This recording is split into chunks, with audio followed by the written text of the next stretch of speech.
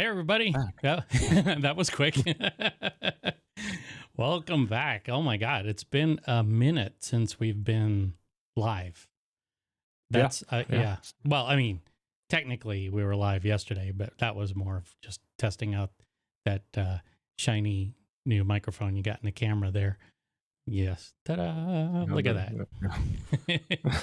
So, um, but today with so many different things going on, I was actually really surprised to see how many festivals are still going. I mean, it's Oh, kind yeah. of nuts. And we Mhm. just our last interview with Big Lou. He's there cooking right now Yep. at the World Championships, the gumbo cook off Mhm. in Iberia. So that's pretty cool. I mean, that's Yep. hopefully we'll get a chance to check in live with them and see what's going on over there. But we got plenty to talk about anyway. So what we Oh, thought yeah. we'd do is really because it's been a minute since we've really been live, is just talk to you guys and have you also be able to chat back in. So we realized that we published this kind of last minute, and so we hope that people kind of pop in throughout the day. If you are here, feel free to check in the comment section on YouTube, or we will have a call in time a little bit later on. So if you have Zoom on your computer or on your phone, tablet, whatever, you'll be able to connect in and be on the show, which is something we've not done before. Just had, general people come in. So if you have questions for us, or if you just want to chat, then this is the time to do it. It's Saturday afternoon. I don't know. What's the weather like down by you? That's good. It's, Yeah. like, say, this morning it was 57, I think, Oh, okay. and, I don't think I really have any clouds in the sky, so as I told you before we got on, I was, mowing the lawn and edging and blowing leaves and cleaning up generally for a couple hours before. Yeah. It's been a few weeks. We do get a fall here, like we talked about yesterday, Right. but mostly it's a bunch of brown oak leaves that fall. Right. And when I have to do that, um, the uh, that increases my time to do the yard. I can usually do it in about 2.5 hours if I'm doing a really good job. It'll take an extra hour, hour and a half just to get all those leaves. Our guest is telling me that her says invalid meeting ID that we sent her. Okay. Is Well, that here, because it's let too me. early? It could have been. Let me send you a new link to pass on to her. This is, excuse me. This is. It could have been that every time you create a new meeting, it creates a new ID. So if you want to Mhm. pass that along to the interview guest, that would be great. Um, All right, and I'll send that to her. Okay, paste. Come on, paste. Hold on, go back. We need like some little dancing Cajun or something while we have these technical well, difficulties. we whoops, we're not that guy. We got to do. We do have our Cajun guy, but he's not dancing. He's just there. He is. Oh wait, sorry, you can't see that. There we go. There he is. No, there he is. All right, hold on here. Let me get back to. All right, let's try this again. Paste. There we go. Okay. All right, so let's see if that's sent that on to her. So anyway, yeah. So I was kind of preoccupied, but it looked nice outside from what I could tell Yeah. during that time. So we just figured I'd try to get that in. I've got to do some other stuff tomorrow. Committed to do some other stuff. So just catching up from all the other activities. But like you said, I know Louisiana's got I think they got like several festivals today. I mean, you got Well, we found out that Homa has one, and up there she is. yeah. Let's go ahead and bring her in here. Okay. There we go. And we're gonna sign her. Give me 1 second. All Right. And she will be assigned to. Here's somebody. Yep, she's here. Assigned to Kind of like on Star Trek when you're trying to pull them in with the transporter, huh? let me set this. It's set to widescreen here. Let me put her in tall. There we go. Give me 1 second. We're almost there. Okay, let's go ahead and bring you in. There you are. Hey.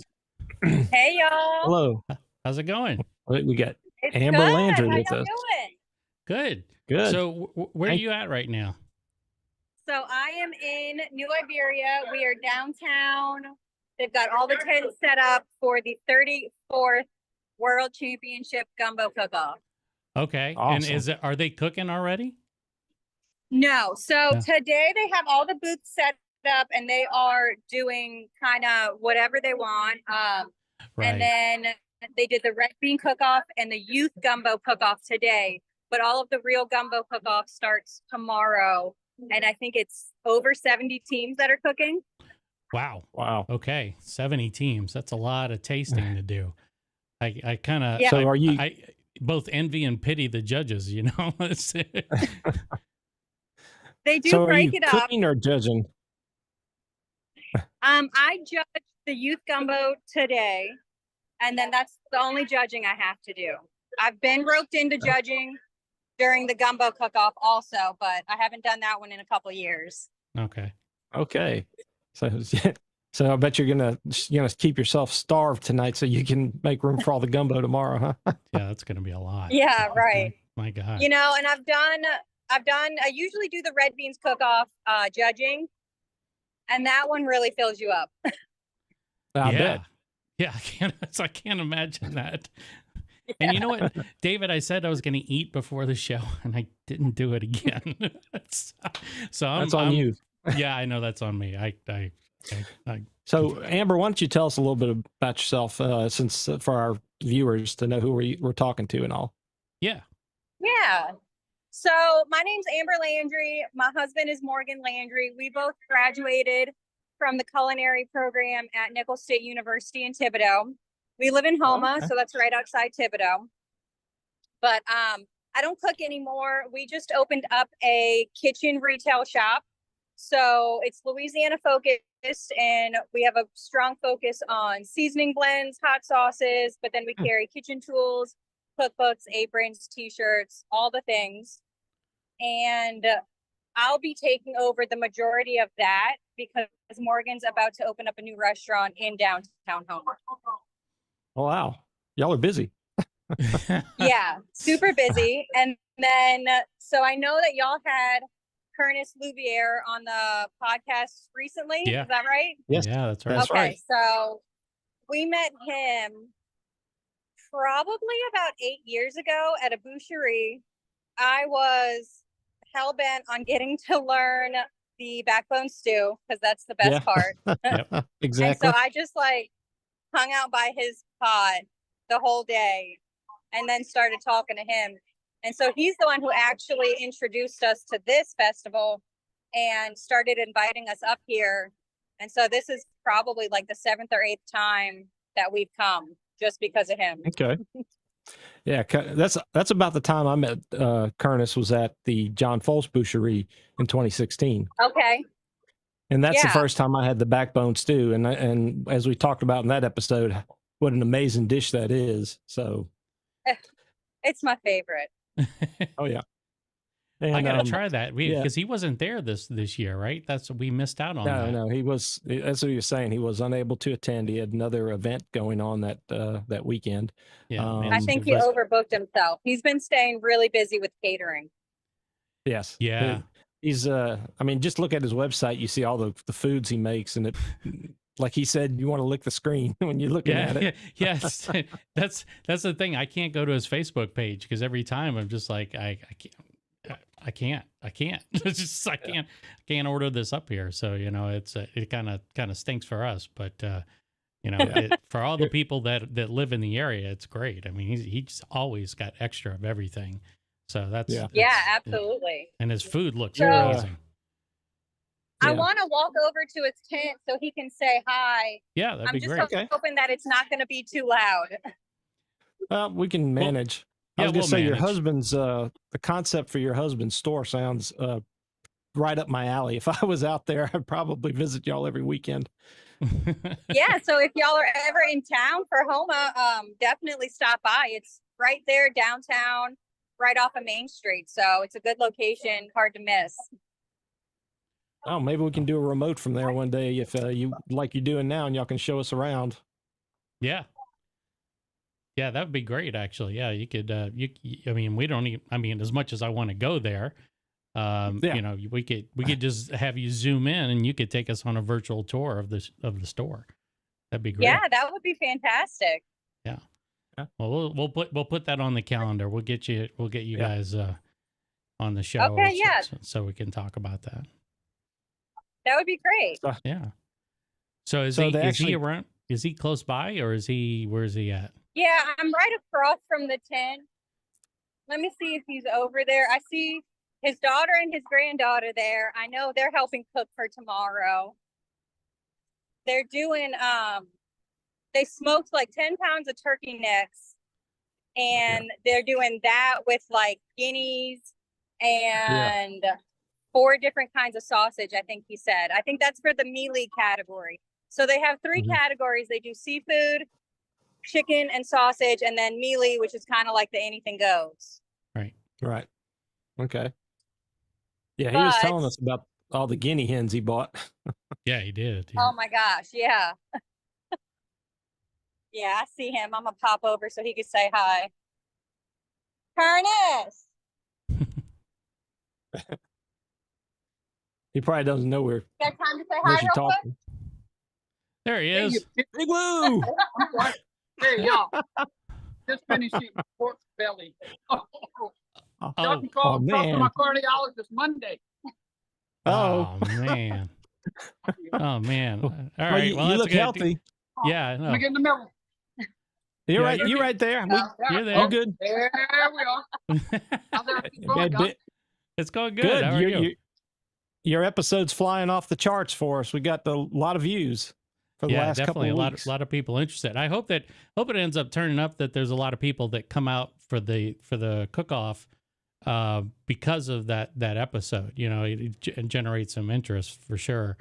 But yeah, like David was saying, it's definitely one of our more popular episodes that we've done recently. So Yeah. it's always the reverse, Curtis. Always the reverse. Is it? Yeah. When y'all gonna send me my money? Well, you know what? We're sending you just as Title much as we barking for got. nothing. You guys are probably both rich. Yeah, right. Oh, right. Yeah. Hey, if we were Curtis, we'd send you something. Yeah. Well, if we were rich, we would be there. We wouldn't be at our little collective studios in Mobile and Seattle. Yeah. So yeah, that's We'll spread the good word about you, Curtis. yeah, we will. So we hope you definitely have a good couple of days. Yeah. Don't tell anybody else about Curtis. He doesn't need any more business. No. Okay. The one, you remember, I'm the one-armed drummer. One drumstick. Yes. We'll keep it a secret. Hey, wish you guys were here. Yeah, Me too. me too. Definitely me too. Well, We appreciate Amber's going to show us around and tell us about the cook-off today. You guys ever see 40,000 Cajuns eating gumbo when it's No. 90 degrees? No? If you haven't, come tomorrow. You'll see sounds it. like a good time to me. Yeah. All right. Thank you, Big Lou. Appreciate All it. right, you guys want to see some of the tents? Yeah, that'd be Sure. great. Oh, come take a look at this. That's that pork belly he was eating. Mm, Man. dang. Oh, that looks good. That looks good. Some mac and cheese, pulled pork, Woo. Yeah. and baked beans. That's don't- for let's the see. pulled pork Sundays. Pulled pork Sunday. Sundays. I swear, Okay. I don't swear much on this show, but you Yeah, you driving do. me pretty close to doing that. Because damn, that looks good. I think if I get in the car right now, I can Yeah, probably make it right. to Liberia by 6:30. Oh my goodness. I That think you can make it. Well, you could spend the I've been But night. yeah, to the gumbo, but you can see just all the tents behind me, lines and lines of them. wow. Oh, They're Tabasco, getting huh? ready to cook tomorrow. Is that Tabasco's truck in the background there? Do they actually have a truck parked there? Yes, they always have a booth here. That's Curtis's mortal enemy, also, by the way. Oh, Okay. did not know that. Yeah, I did not know that either. Oh yeah, that's their truck. Oh, okay. Well, I mean, looks like a nice But truck. they got some live music going over there. They have a ton of people out. They've got a bunch of places streaming the game, so people aren't missing their game day. Yeah, you can't have that. That would actually be cool if game day came to the gumbo cook-off. Don't worry about whatever the game was. Just come to the cook-off. Yeah, and report right. from there. Just go to the cook-off. There's got to be like a Yeah. tailgating section somewhere around there where people with somebody with a TV or mean- something. It kind of all feels like a tailgate. Yeah, right. Yes. Yeah, What- so that was one line, and then they got a whole nother line of tents, and then they have a third one too. Wow. So nothing but Man. boots cooking. I bet And it just smells people. amazing out there. Oh my Must gosh, smell I amazing rolled when it's up all cooked. probably around 9:30, and I could already smell just amazing food cooking. What do they? Wow. Is there an entrance fee, or do you just pay for the food as you go?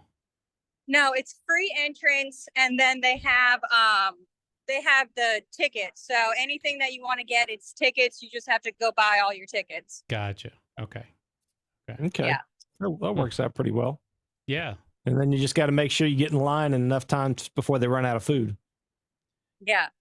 Yeah. Usually tomorrow, once they start serving all the gumbo, you'll hear when people run out, they start banging on the big old pots, and you hear the and you know that one's out. Oh. Wow. Yeah. I What did only Curtis want- say? He said something like if you bring chicken sausage gumbo, that you're gonna probably take it home, but if you're doing seafood gumbo, that'll probably run out. Yeah. That's Yeah, what he I said. find- he said. There's not as many teams that do the seafood. Chicken and sausage is a really big category. So if you making that, you probably are bringing some home. Okay. Mm. Yeah. I was going to say the closest I've been to any type of cook-off like that is John Folson had a I don't know if he was partnering with Bob Baumhauer here in Alabama down at the wharf in Orange Beach, but they used to do they call it the LA Lower Alabama Gumbo Cook-Off. And it was teams from Alabama and Louisiana were I guess they were kind of competing against each other. And it's been, I think, like 13 years since that happened. And so I took my wife and daughters, and it was the same concept. You buy tickets and you get like about a 4-ounce serving. And first thing I did is I found everybody who's from Louisiana. I said, all right, we're going to spend our tickets here. And if there's one guy, Steve Zucker, who had actually worked for Foles years ago, works for Baumhauer. And he was We're doing making it easy to hear us. a chicken gumbo. So I went to his, but that was my strategy that day. So I don't know how the Alabama gumbos turned out. Yeah. Well, you're a smart man. You put your money where it's going to be well spent. That's Yeah, but smart of you. there was a lot of them that ran out pretty fast, and we were there. I don't even think it was noon, and I think most of these folks had run out of gumbo pretty early. So, Yeah. but looks like y'all got a pretty good weekend there for the festival. Yeah, I wish the weather was staying like it was in the evenings and the mornings, but you know what? A lot of people around here, my husband included, say any weather's gumbo weather, so I guess it doesn't matter. Yeah. I mean, when people say it's 90 degrees, you can't eat gumbo. That's a load of crap. I'll eat it, Yeah, no. Sorry, you don't tell me when I can eat something. It just doesn't happen. You know? Exactly. Yeah.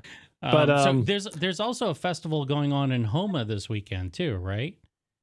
Yeah, so they have the Bayou Arts Fest in Homa, and then they also have what's called the White Boot Stroll. So they kind of combined it into all the same day. Okay. So that's happening today, which is why Morgan is still there because our shop's downtown. So he's got to be open for that. But they have yeah. it blocked off from like Lafayette Street to Barrow Street. They've got stages set up for live music, and they just have booths of like craft vendors. But there's a big focus on all the artists that are local. So Bayou Arts Fest. Yeah. Yeah. Right. Okay, right. cool. Huh. I see wonder that. Go ahead. I was just wonder if Ninja's there, you know, Oh. pimping his books. You know, Yeah, he does show up to some of those events randomly, and yeah, he'll be signing cookbooks, and people love seeing him out there. yeah. Yeah, he came by the Rouse's by my house. I got a Rouse's about less than a mile from where I live. So he was cooking his pastelaya. So I went out and met him and got one of his books. Nice. So Oh, that sounds great. Yeah, it actually turned out pretty good. And it's convenient for me. I get Rouse's and Popeyes within about a mile. So it's almost as good as living over there. But I was gonna Perfect. comment that I see that you and your husband are both friends with my first cousin on the other side of the family, Paul Robert, Chef Paul. Yes. Yeah, we both worked at him at different places. So Morgan's been knowing him even longer. And then he was, I think, at August when I was over at August. And so, yeah, we both met him through totally different avenues and then realized that we knew who he was. Yeah. Great. Yeah, he showed up for the last boucherie at Fols's. He's been to a few of them. He didn't want to work them, so he just wanted to enjoy the food and ambiance. So that's the last time I saw him actually was in February. Can you really That's blame right. the guy? Actually, we ran into him at one of those boucheries, and we hadn't seen him in I don't know how long. So we were super happy with that coincidence. Yeah. But anyway, like I said, when I approached you on the phone about it, thanks to our friend Ron, I just wanted to, didn't want to take too much of your time, like I said, 10, 15 minutes. And I don't know if there was anything else you wanted to share with us or tell us while we have you on here. We really appreciate you taking the time to show us around. Yeah, absolutely. Yeah. Thanks for. Well, I appreciate the coverage. These local events, I think, are just, they're what holds our communities together. And I think the more we can get the word out about them and have people come out and support them so that we can keep doing them because they're so great and they're so fun and there's so much good food to be had. So I just appreciate you sharing the word. And I wish our friend Ron was out here. He usually is. Yeah, he says he's got two other events. He was going to do something in New Orleans, and then I think he was going to another festival. So he stays pretty busy as well. So, yeah. So yeah, I know. Maybe next time. All right. Anyway, we appreciate it. Yeah. Yeah. Thanks, Amber. And like I said, well, thanks y'all so much. And we'll get you on. We'll get you on. We'll do a little live remote from your shop on Main Street in Homa if you're up for that, and we'll yeah, that'd be great. All right. Thanks, guys. Thanks a lot. Thank you. All right. Worked out pretty well. The picture looked great. I know, right? Look at that. Yeah. It's almost like Jeremy knows what he's doing. Well, it wasn't, I don't think it was on you. I think it was I was going to say when we had the other guest.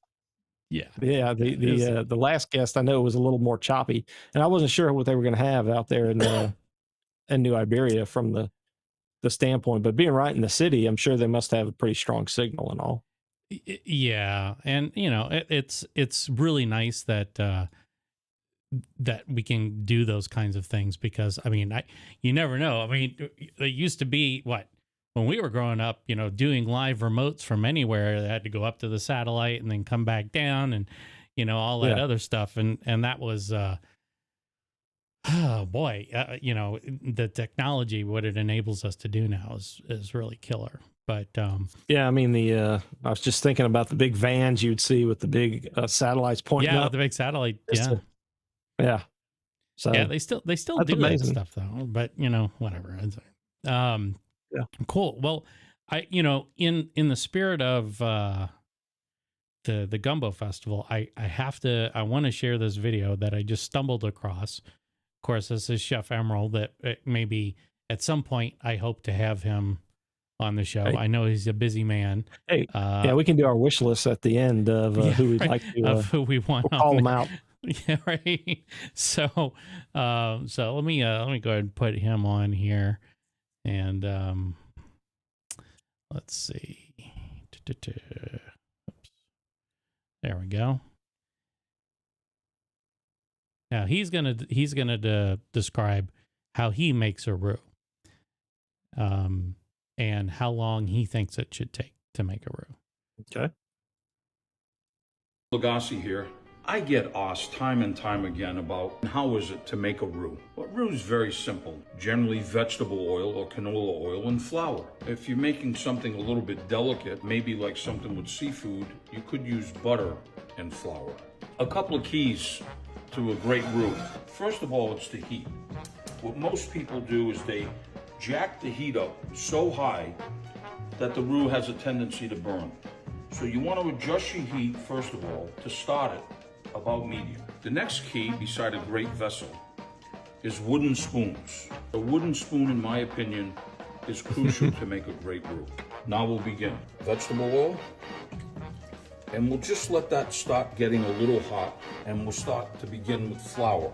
You can always add, but it's so difficult to take away. So now you're looking for the consistency before we start looking for the color. We're gonna work in this flour to the oil with our spoon. You know, for many years I used to joke on Emma Live about how long does it take for the perfect roux, and I always used to say 2 beers. But really, I'm gonna show you the different stages today about roux. Because once you master this, you can master stews, soups, gumbos. So look, it's a little thin, so you can see I'm adding a little bit more flour. And you can see that the top of it has a little sheen to it. You don't really want that necessarily sheen. That means it's a little loose. Stirring is very important because you don't want it to burn. See, I think that this could even use a little bit more flour. It's usually 50-50. So let's just tighten it up just a little bit more. Now, you're gonna cook it in stages. The first stage that you can see here is what's called the blonde stage. From the blonde stage, as it cooks, Blonde emoji. the heat begins, it's gonna then move into like a peanut butter stage. But if you go beyond the peanut butter stage, then you get to the light brown. Now this is when it starts to get tricky. I don't know. It kind of looks like peanut butter When to it me. starts to get to this stage, Yeah. you gotta really watch your heat because it has a tendency to really kind of want to stick and you don't want to burn it. I'm gonna adjust the heat down a little bit and then you keep stirring it.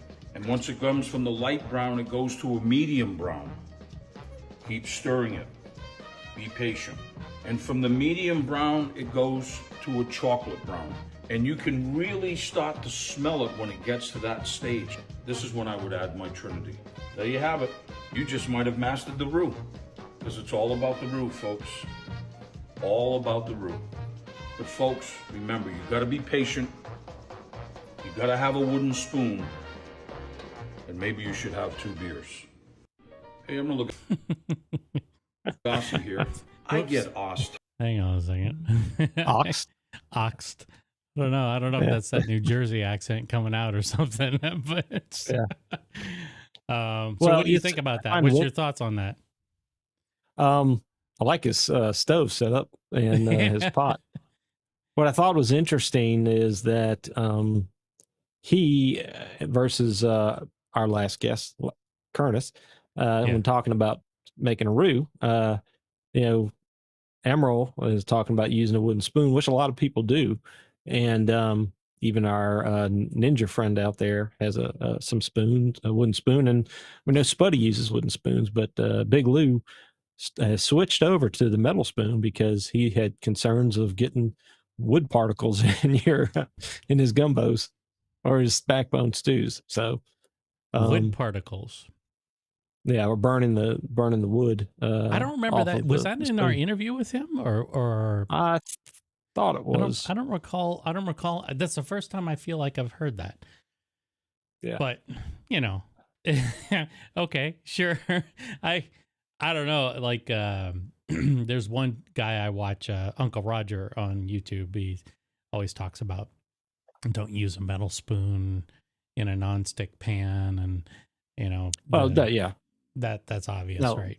But if you're doing cast Yeah. iron, that's different, you know. Right. Yeah.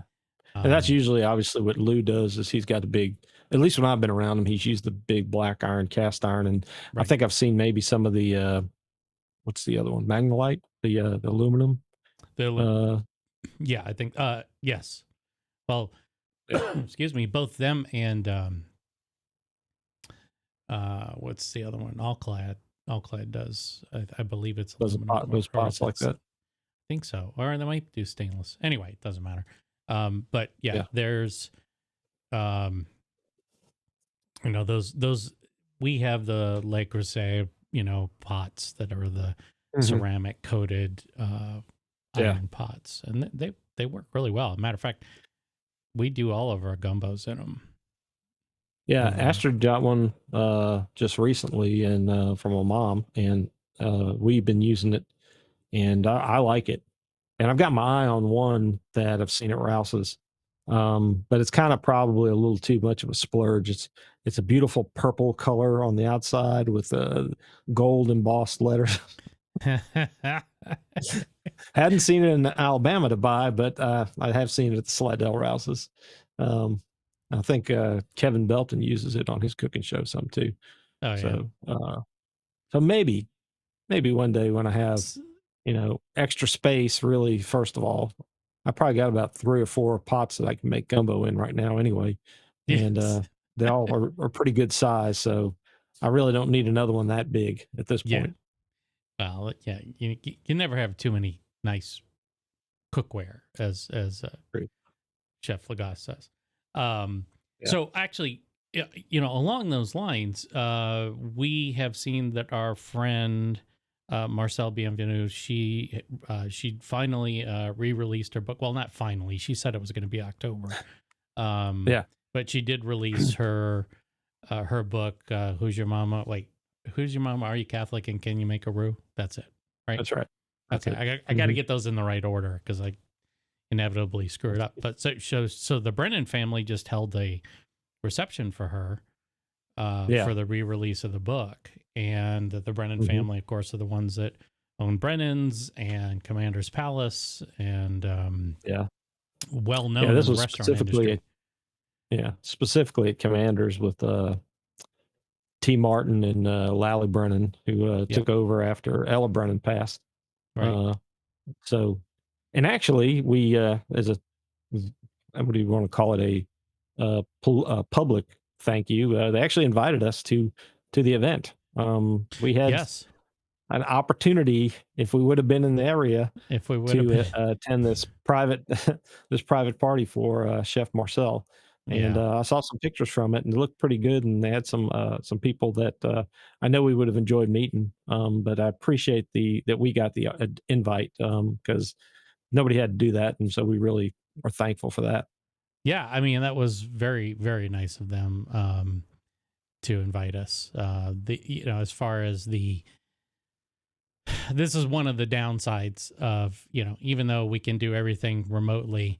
When it comes to these events, you know, that's my mouth cannot be teleported, and they haven't invented smell-o-vision yet through YouTube. So until that happens, we are stuck unless we end up back there. So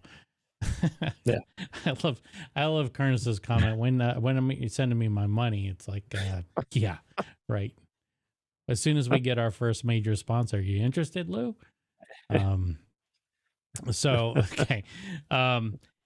So that was Marcel was a great guest. She was a great guest to have on. And I kind of wanted to go through a few of the guests. Sure. Of course, the episode that remains our most popular at this point is the Mhm. boucherie. Yep. And for some reason that Vacherie flyby of the water towers.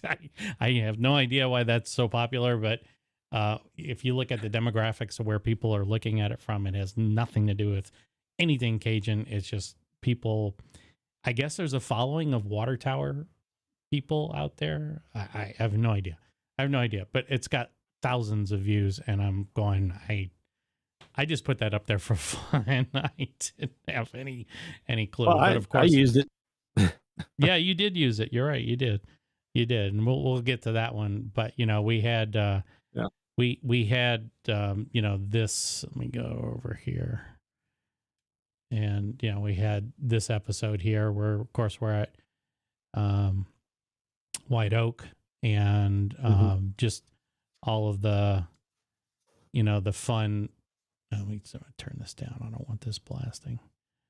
But the White Oak plantation, or not plantation, it's White Oak Estates.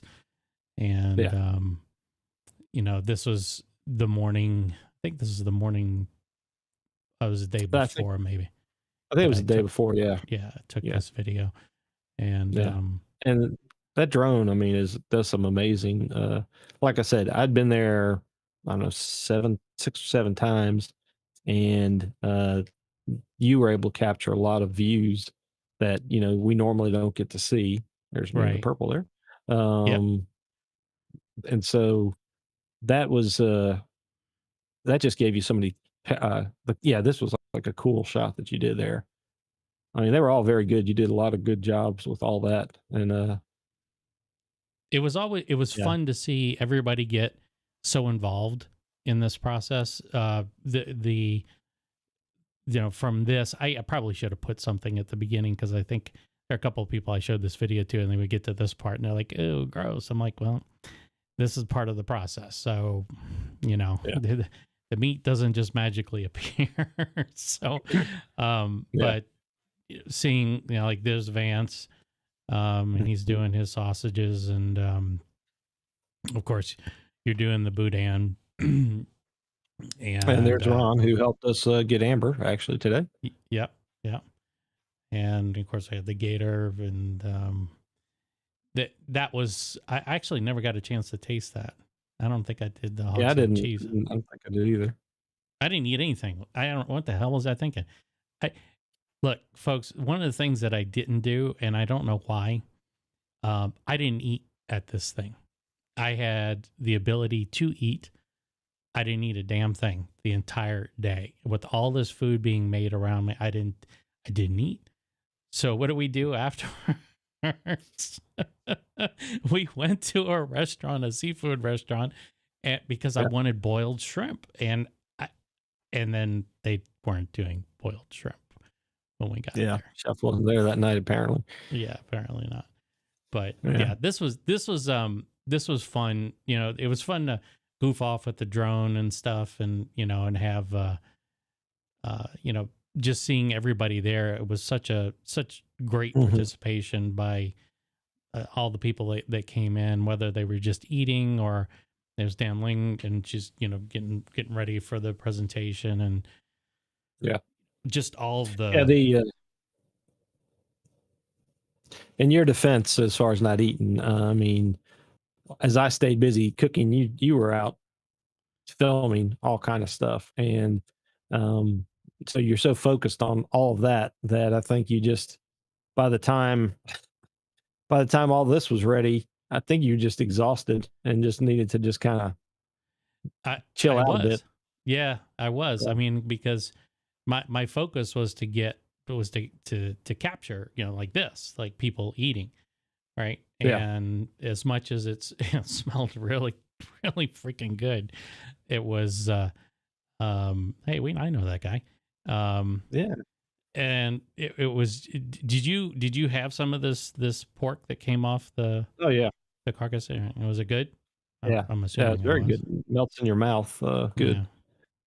Yeah. To your point too, I'll even say this, that I've heard of this about, like with John, that he'll do these big events, not just this one, of course, but other ones that he's done in the past. And what people have told me is that they'll look around, and he won't even really eat anything because I think he's Yeah. so focused on getting everything done.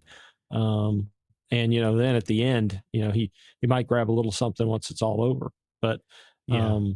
so I can don't beat yourself up too bad about not I, not trying. I don't, it's not that bad, but it is still, it was unfortunate I didn't get a chance to partake. And, that's, I will make it a point when I do make it back that I will eat. The thing is that when you go and you are suddenly the cameraman for the event, granted, there was another guy there. Who was he with? Game Changer. Right. So yeah, the pellet smoker, is that what that is? Yeah, I guess Or basically it's a high-end smoker for restaurants. Right. A lot of technology, and it looks really cool from what they've got there. Yeah. And they've got a couple other products that they put out. In fact, the guy Tripp who was there, I think he's just launched one of his own little I don't know if it's a YouTube series or something like that. I need to share on Facebook or something. But he's going all throughout the country. He's doing a lot of different things with his. But yeah, maybe that'll show up in that episode or something, one of his episodes in the future, because I don't think I've ever seen anything posted on their footage. Yeah, I don't either. And to be fair, I was, there were some things that I wished I would have been able to see what he got for that particular segment of the event versus what I shot, but oh well, maybe next year. But yeah, when you're in it, when you're trying to capture the moment, it's really hard to take a break. And by the time you do take a break, everybody's gone home and all the food's gone and you are SOL. So yeah, 'cause we did try to go into the kitchen to get some stuff afterwards. And I think most of the students from Nickel State either they'd given them to them to take with them, and they'd already left. So nothing got wasted, thank goodness. And no, nothing did get wasted. Yeah. By the time we tried to get a to-go plate, so to speak, they were all gone. Yes, and that was the unfortunate part was, when you're participating, I guess when you're cooking, the expectation is that you will at some point you'll be done and then you'll be able to eat the food. But the big breakfast is the one that everybody gets a chance to, everybody that's cooking gets a chance to eat some. And look, that, to be fair, that looked really good, the breakfast that morning. But of course I was I was filming that. So well, it's kind of like a lot of these events. I think about the old Metairie St. Patrick's Day parade. There's a group of where my other grandparents lived was right across from the American Legion home on Metairie Road, and subsequently you got a group from Mobile of parade goers when they found out about it, and so they'd come over there, and they'd have like 13, 14 buses, and so the first time these people come over, and these are on a Sunday, by the way, and so folks are leaving Mobile. It's an 2-hour trip to Metairie. Get on these buses, and in the old days, they would stop off at Schwegmann's and they'd load up with adult beverages, and they had already been drinking adult beverages, and so they get there and they're on Metairie Road, and they're all, they're waiting for like the parades that we have in Mobile, which are nice, but maybe you're talking about maybe 20 floats or something like that. Yeah, I think the Metairie St. Patrick's Day parade is like 40. Most of them double-decker floats. Yeah. And they're throwing cabbage, corn. So anyway, my point is that when you first go to that thing, if you're not pacing yourself and thinking about it, you get overwhelmed. And I just see a lot of those guys at those days who would, the parade's like halfway over and you see a guy slumped in a chair. There's one guy who slumped on Metairie Road. People are throwing beads at him because he had he didn't know what to expect, and he overdid it in the beginning. So Right. at least now, your case was not that extreme, thank goodness. But No. the unknowing of what you were, the onslaught of what you were about to encounter, you didn't think, well, maybe I do need to eat some of this bacon now, or eat some of this, some of these sausages or boudins for breakfast, because you're thinking, well, I got time to grab something. Yeah. But so that's the point, is that now that you've been to one, now you know what you would do differently. Yes, I definitely do. I definitely do. And I feel like I got enough. Well, I think we're lucky because, judging by what you said in prior boucheries, that the weather is completely unpredictable at the end of February. So it could be dumping rain.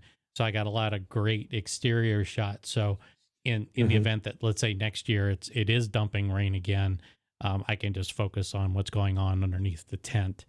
And I learned a lot. I learned a lot just from a filmmaking standpoint of things that I should have done differently, things that I liked, and all the little details. But it was a great learning experience. It's certainly great to meet all those people too. All right, to keep it rolling. So we've had. I was actually looking through all the different episodes that we've done, all the interviews we've done, and they kind of run together, right? I typically, because I edit the videos after it's published, I don't ever watch it again because I'm tired of listening to it. So, I understand.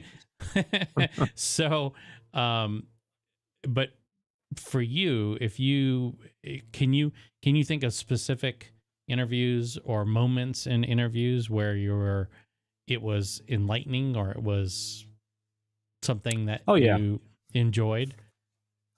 Yeah, I think with every one of them, there's different things that we learned. I mean, I was thinking through, the stories of, and I was trying to remember the order in which we had folks, but I know, like, early on, we had Liz Williams with the Southern Food and Beverage Museum, and hearing Liz's story about all the things it took to put together this museum, and her persistence and the perseverance of, she had this concept, and 20 years later, it's a brick and mortar place you can go visit, and you can see pieces of the past. But she doesn't just, it's not just dwelling on the past. It's also a working kitchen there, a commissary kitchen, I believe. Right.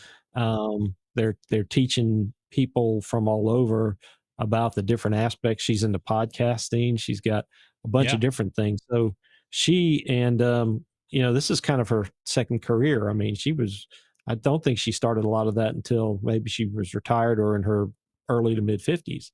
Right. So, that place and her, learning about that was just inspiring for a lot of things. Because we're probably close to about her age when we're starting this now, and some of the other things. So, persistence is a good example there.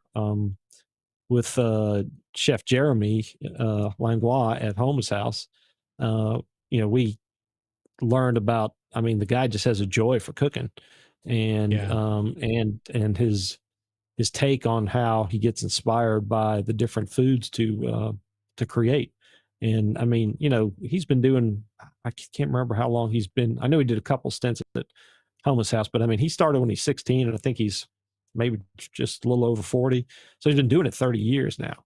And I mean, I don't quite have that same amount of joy about engineering like he displays.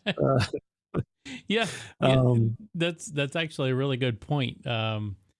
He has, like, here, I can just put this up. But he's got just the look on his face, and this is when he did the reveal of the book that he was working on. And he didn't say anything about that, but he is super, he's so jazzed about having his having this book come to fruition.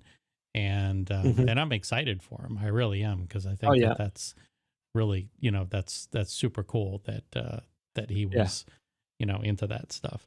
That was one of into the and high look at him. points The of that. guy's just so freaking happy. I don't know. You know, he's I mean, but you think about it, in his position, he's executive chef at a very prestigious facility in Southeast Louisiana. He's trained under some very, you know, just super famous people. The guy knows his stuff all around the world. Oh yeah. And I still need to make that waffle recipe. I still haven't done that chicken and waffle yet. Oh yeah. You know what? Well, I got to go after we're done here. Actually, there's a Nashville hot chicken place that just opened up. Okay. Near me, and it turns out that the owner and I have kind of hit it off, and I'm doing some video work for him. But hey, that's cool. yeah, it is. It's cool. But I'm looking at his menu. I'm going, "Where's your biscuits?" And he's like, "Well, we don't have biscuits." I'm like, "Okay, all right." He's got chicken and waffles. He's got that. So that's going to be what I try today. Yeah. And I'm debating whether or not I go with because I think Chef Jeremy's recipe had some heat in it, I want to say. Yeah, I can't remember it all. It was but it was bacon. Yeah, bacon. Didn't he have steens in it too? I think so, yeah. Yeah. Yeah, that's a good one actually. I gotta try and make that. But his creativity is amazing. Just, you know, I can't. I guess he could look at any one of us and the things that we do and our professions and go, "There's no way I could do that." Okay, fine. We all have our specialties, right? But you know, go ahead.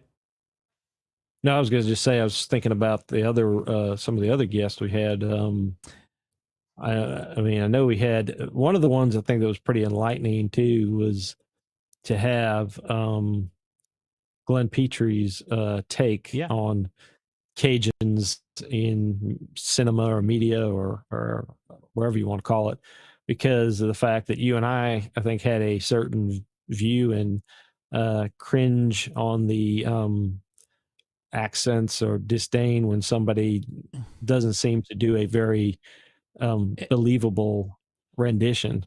Right. And I think he put it in a good perspective from his standpoint as a director and writer, that is like, you know, I never thought of it that way. And, you know, I could be a little more forgiving about some of that. Yeah. And his what was really interesting about him, I mean, you and I were talking to him, and you were kind of trained in on a lot of the historical things that he had done and the people that he worked with in the past. And of course I was training in on a lot of the technical aspects of filmmaking, and so we were kind of hitting him from both angles.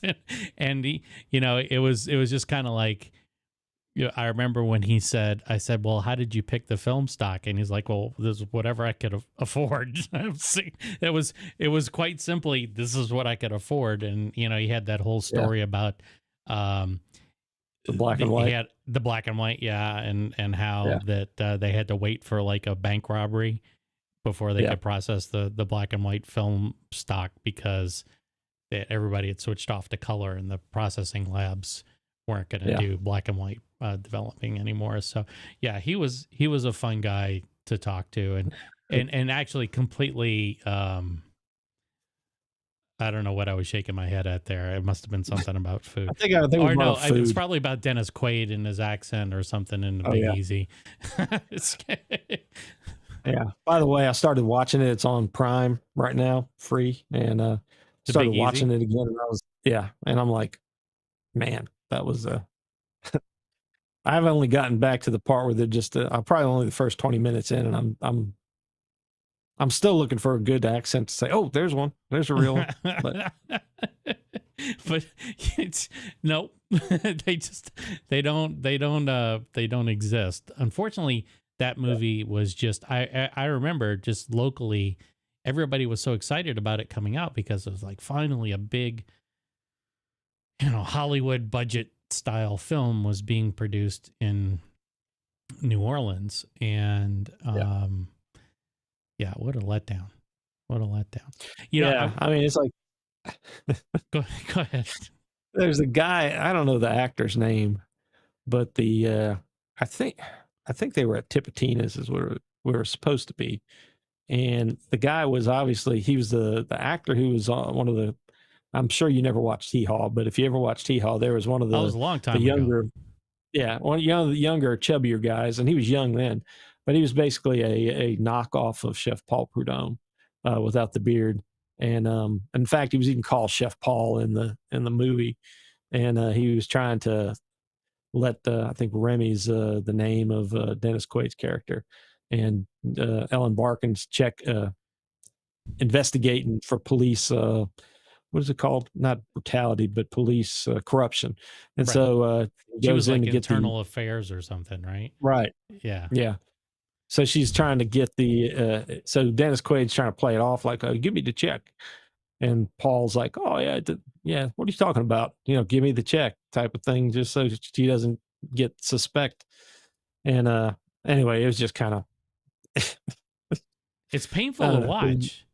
Yeah, it was kind of like that, because it was already bad. Like I said, it was a bad caricature of Chef Paul to begin with, and then bad caricature but just the whole Cajun aspect of Tipitina's, for one thing. I've never been, but I'm pretty sure it's more R&B, New Orleans rhythm and blues, jazz, and I don't think it's got a whole lot of authentic Cajun aspects to it. So I don't it's think like at they're trying all. to shove too much into it.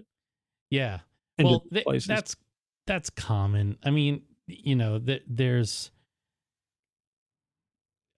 everybody who lives outside of the region, and this is one of the reasons for this show to exist, is because people just say, well, if it's Cajun, because it's Cajun, it comes from New Orleans. And it's like, no, New Orleans is not the whole state. And as a matter of fact, I think a lot of people that would identify as Cajun would not want to be associated with New Orleans. Mm-hmm. And that's, I mean, I guess that's fair, but whatever. I don't really, you and I are too far removed from that I can't have an opinion on it. I really can't. I'm sure if we get those Cajun, that was it, the Cajun wives. Cajun Mamas. Cajun Mamas, we get them on. I bet we could ask them some questions about that, as far as what do you think? Yeah. So, but I was laughing because of the fact that you had some people come to the plant, and they're from up north somewhere. Actually, one's from overseas, but they were in the plant, and they said, well, they didn't really need to, kind of asked them why they decided to fly in to come visit. Well, they were actually in New Orleans for a convention.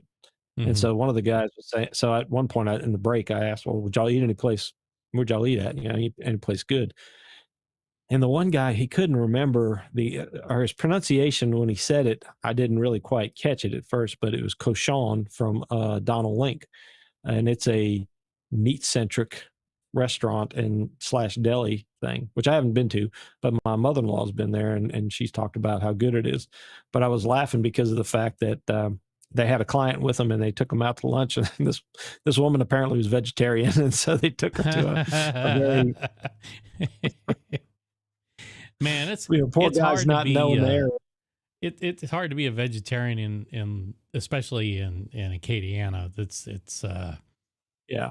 I mean, But they said that they complimented the restaurant because they actually came up with something for this person to eat. And so they were very accommodating. Some people, like I said, I think under certain circumstances, if you're of a certain dietary concerns, you got to, and better than me because you have the restaurant, is that you can't even though the customer's always right, at the same time, you shouldn't go into a barbecue place expecting, a salad, unless it's potato salad. But but I think in this particular case with this individual, I get the impression, they were sympathetic to the fact that these people are from out of town and they didn't realize that that was maybe the style. Somebody probably told them it was a good restaurant to go to, and not knowing all the facts. And so that was good to hear that they were able to actually help them out and get um, get something that this person could enjoy with their lunch, Right. while hopefully they enjoyed their pork products. Right. I don't know. It's kind of funny. I just like, look, if you want to be a vegetarian, go right ahead. Just don't, you live Yeah. your life, I live mine. That's, let's all live together and be happy. You know what I'm saying? Yeah. But thinking back on some other guests we had, we also had Shane Bernard, Shane, the yep. historian on Avery Island, who's for 30 plus years now been the historian for Tabasco. And we talked not about that product because we were just mostly focusing in on his great book, The Cajuns, The Americanization of the People. And that was another one that you and I had, I talked about that a lot of those aspects of that book really kind of had a light bulb moment for me, because I was very much in the thought of, when we grew up in the 80s and our primary influence being New Orleans and Metairie, a lot of the stuff other than knowing we had good food was, the same old Kraft macaroni and cheese and all these other things that everybody else was eating, McDonald's and all that. And then and everybody, computers and video games and those kind of things. So when we got older, or as I got older and I was reading all this and listening to his, or reading his explanations of certain things, I realized that there are actually certain subtleties with either the style of foods we ate or even some of the customs that we had at Christmas or other holidays, that I realized, okay, well, I would think that you had to be in Lafayette or New Iberia to be Cajun, but in reality, the 22 parishes of Acadiana, really extend. And I guess Jefferson was kind of on the fringes of that in Orleans. And so, and then with our River Parish ancestry, we're right in the thick of it. So it's kind of an awakening to me, of a lot of those things that really that the new, or I guess 20th century Cajuns embodied. Yeah, and it was good. It was good to just see somebody who had really dove into, the real history of things. And what was it? Oh, it was Glenn. It was Glenn talking about Shane, saying, I think it was something about the way Cajun accents are portrayed or something like that. And I think it was, was it, we said that Glenn didn't have a problem with it, or no, Shane didn't have a problem with it. And Glenn was like, oh, he has a problem with it. He formed like a committee or something like that, the way Hollywood was portraying Cajuns, I believe. I think to Shane's defense, that Shane even admitted, when he was younger, there were certain battles that he would try to fight. And but then I think as he's gotten older, the academic in him and realizes that in order to really document these things, he can't really. Yeah, I think he's come to terms with some of it, and then also realizes that, instead of him leading the charge on some of these things, he does better to present the data and showcase, what people, or the differences are, I guess. And so he admitted that in the past, he probably, and I could see, and that's what I figured when Glenn was talking about that, it had to be I think the particular film we were talking about was at least pushing about 20 years anyway. So Shane would have been in his early 30s or so then. So, there's things that, well, like I said, there's things we've talked about over time that I'd been more passionate about 20 years ago. And now it's kind of like,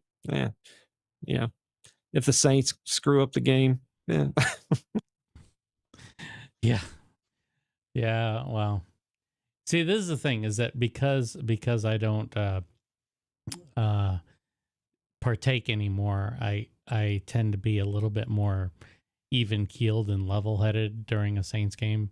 And I think it's done wonders for my blood pressure on so many different levels. But yes, Yeah. I get it. You know, there's certain things that there's certain hills that you're willing to die on, and then there's other ones where Yeah. it's like, you know what, I can just move along. If this is Yeah. the way things are going to be, this is the way things are going to be. You know, and Yeah.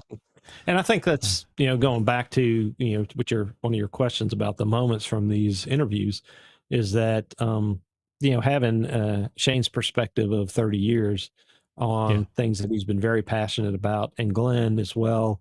And, we're kind of, we're right in the same, a year or two behind Shane in life, and maybe about 10 or 12 behind Glenn, and we can kind of appreciate and see that there's certain things that, life's too short to be pissed off and waste time about certain things. So it's true. But I appreciate the work that they do in not just commemorating, but in preserving and sharing these things with us, and especially when you can't be there all the time. You get to experience it, even if it's through their lens, which you got to realize that's still a little different. But I enjoy, actually, guess, the lens that they share. I was trying to think of who. I think the only other ones we did was the Bad Mike episode I had with Don and cousin Larry, or Uncle Larry. Sorry. Yeah. We had that one. Don and Larry. Don and Larry's. That was a well received episode in terms of the. I look back at some of these videos and my like the way I look. It's just, oh my God. Thing. Okay, that's many gumbos ago. But this is let's see here. I'll put Don's on the screen. Hollywood Don here. There we go. So, you guys are talking here, and this was the Bad Mike version, and then you had of course Larry. Larry's and trying to get with the Bad Mike and Larry's accent, trying to be able to write a transcript using AI was, I don't think I've seen AI more confused ever in all of the episodes we've done than that one, because of the mic was definitely suspect, but Larry definitely does have an accent about him that he's if you couple that with a Bad Mike, it's like wait, this is the one episode where I went back and I edited it, and I'm like, I don't know what that is. It's like, I don't know what he just said, and I don't think it's any shade on him. Matter of fact, I can't wait to try his, like, the Ready Set Gumbo and Stew and a few. At some point I want to try him. But he's been tearing it up on the circuit too. He's been out there promoting his wares, and that's good for him. But I mean, that's he was a good guy. Larry and Don have been very Larry and Don are great to be around, and just to have a conversation with, just even when there's not even a big crowd. So Larry, you can tell Larry's got some stories about him, but then there's also a lot of, and actually I want to thank him too, because it turned out with the other project I was doing in between with our great grandfather's, the 100th anniversary of the Vacherie cyclone.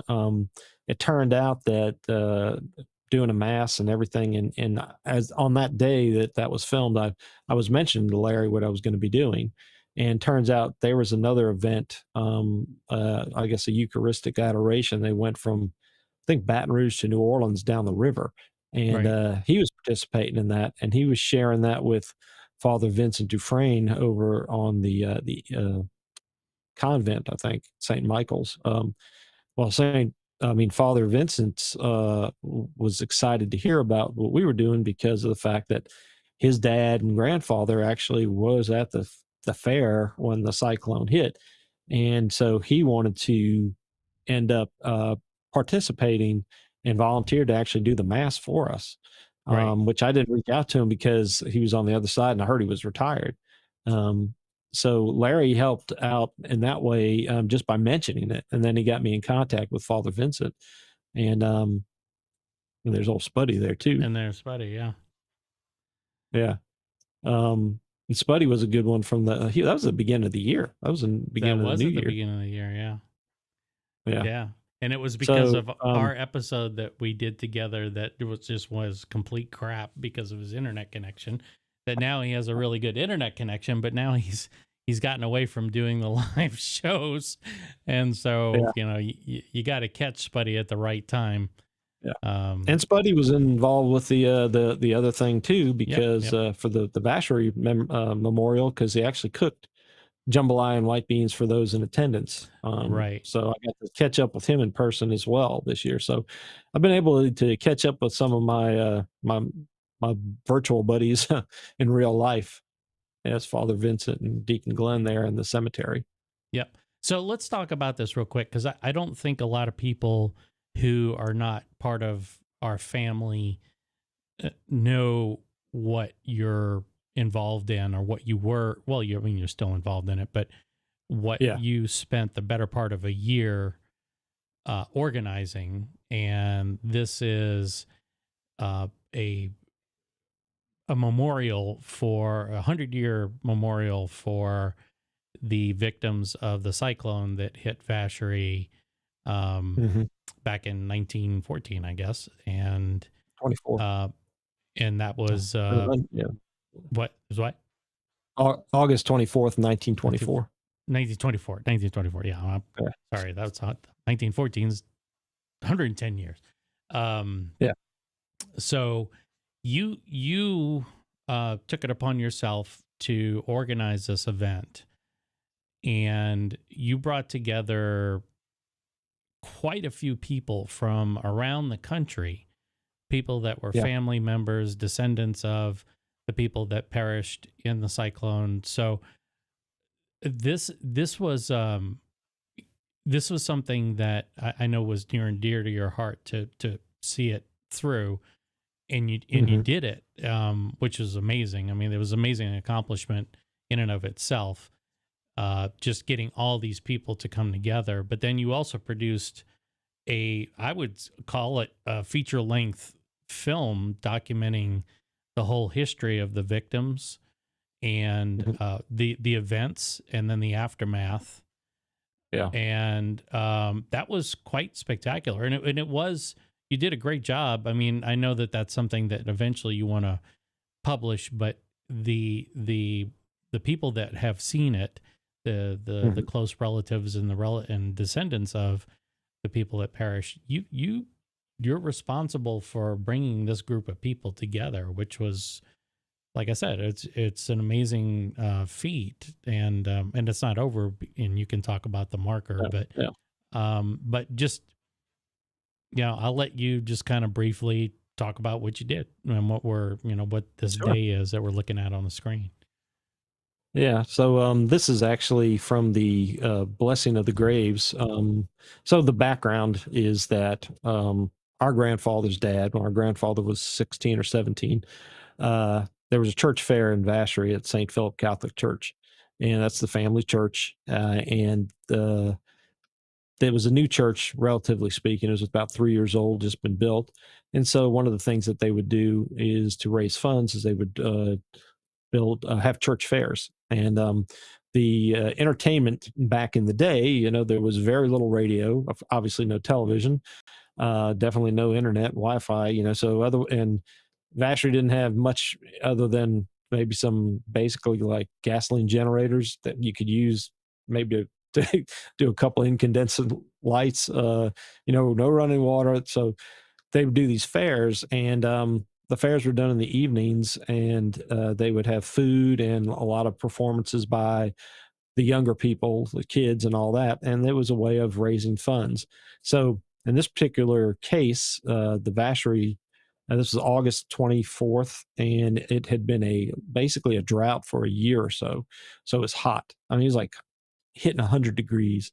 And so they were doing this fair, and some of the party goers or fair goers were going ahead of time. So I think our great grandfather Arthur was part of the building committee of some sort. And so he was at the fair early with his mother and sister and some cousins. And while they were there, a cloud comes up from out of nowhere, and everybody starts saying, well, all right, we've been praying for rain, and so we're going to finally get this rain. So everybody it starts downpouring. So half of them running to the old church and half of them going to the new church. And what happened shortly thereafter is that a cyclone or a small tornado basically comes and hits the old church where anywhere from 40 to 100 people were, and it lifts the roof and drops it. And so the whole building collapses. And so everybody was pretty much, about half of them were on top and half were on underneath. And instantaneously, 8 of them were killed, and a 9th one died like 3 days later. And one of them was our grandfather. And so him and his sister, and then there's another, the Heidel family, that had like 4, a Wagaspack member, and then there's 2 young girls. They were both under, or about age 5. So it was a very tragic event. And within that 24 hours, they had to get them out of the rescue event, or I guess recovery event at that point. Went to, wakes in 4 or 5 different homes, preparing for a funeral the next day, and there's like 5,000 at the funeral the next day. So it's been stories that have impacted families from, we had the picture of the newspaper on our grandparents' wall, and that's what I always encouraged me or inspired me to kind of I was always curious about it. And apparently other family members had that in these different branches as well. So over the years, I've kind of become the I don't know, I guess the expert on it, because a lot of the people who were there firsthand have passed on. So when I was asked about 2 years ago, what are they doing for the 100th anniversary? I kind of said, well, I'll find out, but there was nothing planned. So it kind of became, I'll do it. And so that's what we did. And I wanted to, because it was church related, I felt it needed to be a mass. So we decided to work with a mass, and there's Father Vincent on the screen there. We started with a blessing of the graves, and the graves aren't all located from each other. So if you see the video, he gives how did he describe it? It was it's kind of like a lasso in effect. He just said, we're not going to go to every grave, where God's everywhere, or God can get everywhere, I think is what he said, something along those lines. Yeah. And so, and then the church was actually kind enough, they do it actually for a lot of their masses, but they stream it, and they stream this mass. And so you get to hear Father's homily, and in the cemetery video, he actually talks about his dad and grandfather being there that day. So we had 250 people attending the mass. And as you said, these are cousins, and I mean, we're basically related to everybody who was killed, other than maybe one young lady. Their family was from downriver a bit, but I got a lot of kind words from people, and I mean, I appreciated them being appreciative of it. The video after the fact, we had the mass, and we went to the Knights of Columbus Hall. I was really going to do it at the church hall there, and when I started getting to above 100 people, I realized that that the church hall wouldn't handle it, the new one, which is probably 60 years old. So we ended up going to the Knights of Columbus, which is a vintage 1964 facility. And so it's not set up with the newest technologies. So it turned out that it worked out well. Deacon Glenn at St. Philip was a great help. Everybody, Pam Folse, a local reporter out there who works also with the churches, was a tremendous help. I mean, so all these things came together, and like I said, Spuddy got up with the police, the sheriff's department, made sure that we could leave the church and get down to the Knights of Columbus Hall without any traffic issues. So, I mean, the people of Vacherie were very, and not just the ones who were, a lot of them were probably non-Vacherie residents who came, but it was a beautiful day out there. It's a little hot, but I figured it was no hotter than it was 100 years earlier. Yeah. And Well, to end of August, so that's, yeah. that's, And no part of the matter. other thing is that you alluded to, is that when we were trying to plan it, some folks wanted to put together a memorial of some sort. And to Pam's credit, I think somebody asked me about a historical marker. And Right. so I sought about getting the information together. You got to submit it to the Department of Transportation, but it's actually a branch of tourism, I believe, that does it. But you got to have historical documents and everything, and fill it out. Get permission if it's private property, which it was the church, to have the sign out there. And so we got it in a little later than I wanted to, because you have to have it in by May, and we didn't get it until end of May of 2023. But it turned out that about a week before we did the mass, I did get confirmation that we've been approved to have a sign, and we have an anonymous donor. It's like it's not a free thing, but we had a great gift from an anonymous donor who's paying for it. And right now, it looks like, I talked to the people making the sign up north. It's like a 6 to 9 month process. So once that's done, it gets sent down to the Department of Transportation, and then they'll install it, and then you have an unveiling. So right now, I'm not sure whether it's going to be early summer, or maybe it's going to be August 24th again, Right. or thereabouts. Right. Well, it's what you did was great, and there's no doubt about it. A lot of people, I don't think, if you're not from the region, it's one thing, but you don't have to be from the region to understand the humanity, the what happened that day, and the way that it altered so many lives. And this happens routinely. I mean, you think about the recent hurricanes that went through Florida and North Carolina, and what that did to communities, and by extension, the families that live in those communities, and some of them who have been there for generations.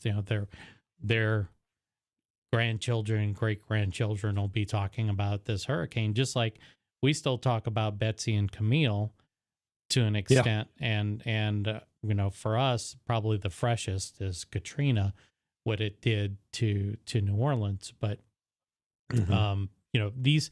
it's important that I think people just understand that what started as a celebration turned into mourning in the matter of hours. And it was quite sudden, and it was also quite destructive, to the point where they had to build an entirely new church. But it also, that was already, that was actually built before the church was there. They just built. That's what the fair was for, right? For the new church. Yeah. Right. So there's a lot that's gone on, and even these small, you could call them rural communities, and so, but it is a part of who we are. So even though what we do on this show is we highlight lifestyle and culture from Louisiana, there is a human aspect to it that we don't, especially when it comes to our own family, that we don't talk about all that much. But I thought it was important that we call that out, and also publicly say thank you for doing what you did, because it was very, I think it was very important. And it opened up, like this entire show has done so far, it has opened up my eyes to things that I never knew existed, as far as like the influential people in the community, the people, the personalities that define Louisiana.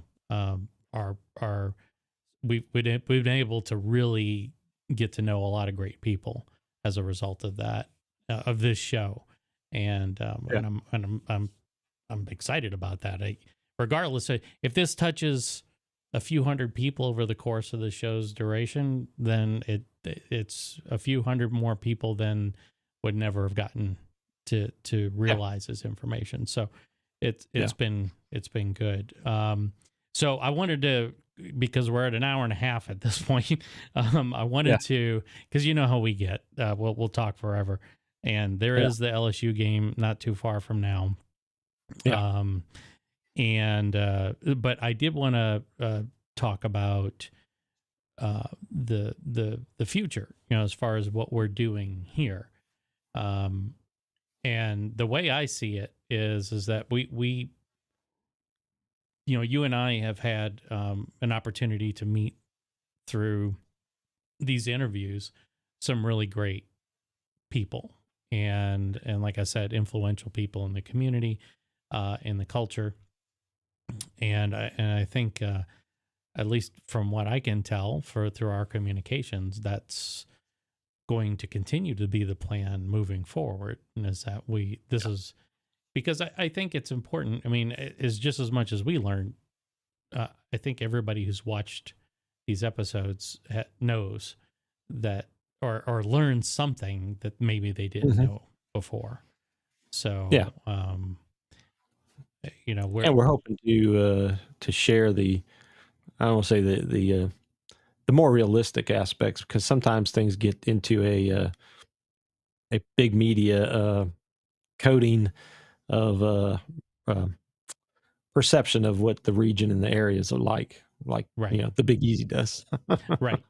right. And it's important that we understand our roots and we're grounded, but it is what it is, so who the heck gave us a thumbs down? I can't believe somebody would do that. They come in and do a thumbs down. How rude is that? You gotta love people that do that stuff. Oh well. Whoever did that, you suck. So all right, we'll leave it at that.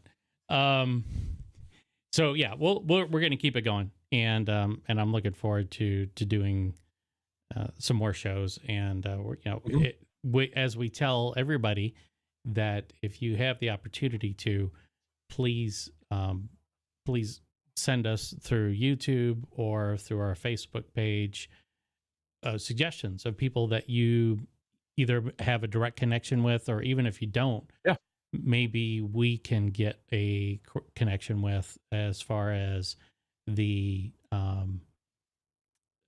getting new people on the show, people we might not have thought of. And trust us, we're definitely reaching out to a lot of personalities, people we can't really talk about, because until we get confirmations from them, we can't really say anything. But we have high hopes for sure. It's just a matter of getting those people to commit. So as soon as they can, we'll get them on the show, and just continue to look for good stuff from us.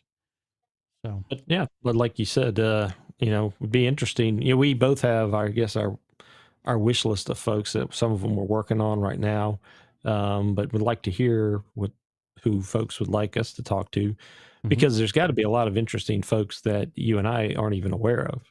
Right. I mean, early on we had Amber, and I didn't even know that her and her husband have that pretty cool sounding shop there, and that would be, those are all those kind of little stories, just because now I'm kind of interested to hear their background in cooking, as well as they're carrying on the Louisiana culture in their own way with the, like she said, she's been doing these festivals. She's going to be a judge. Her husband is doing, I guess he's manning the shop there for that other festival that's in there in Homa. Right. But yet they're making things accessible so that people can find these supplies. Cause you think about it, and you and I've been more lucked out in the last couple of years, but when you are outside the area, it's difficult to find a lot of the things that you need to make a proper gumbo and these dishes. But sometimes even in Louisiana, when these older companies go out of business, certain people would get like filet from the guy down the street who made it fresh. And what happens when he dies, or the tree dies, and or the person who you were getting it from, who got it from them, pass away, then now you're kind of left with, where do you find this? So if these people, if Amber and her husband, provide the opportunity for folks to find these things, that's doing a big service for the community too, because now, it's kind of a one-stop shop. And it reminded me actually of a friend of mine who I know you didn't get a chance to meet, Lester Folse, who had his Le Bon Boucan restaurant, or not restaurant, but smokehouse in Vacherie. In fact, I think your dad had bought some stuff and he sent it up to him a couple of years ago. And Lester saved snapping turtles. He went out in the swamps and he'd save all these seeds and stuff, but he would make the traditional andouilles and blood boudins, Vacherie style, and other boudins and hogshead cheese and stuff. And he was always helping the community out. And he was only 63 and he passed away, unfortunately, earlier this year. And with his passing, a lot of those recipes are gone. But he was providing a service for the area, because a lot of the older folks don't want to make the boudins and the andouilles like you saw in the boucherie. But then a lot of the mass-produced things you buy aren't nearly as, I say, authentic. Yes, that is true. And we've had discussions on this, and we can go on and on and on and talk about this. But I think we'll go ahead and wrap it. But thanks for those of you who joined in, and I'm sorry that we didn't get really a chance to have anybody on the show. But it was thank you again to Amber for being available to us, and Kernis, of course, and the checks in the mail, Big Lou. We'll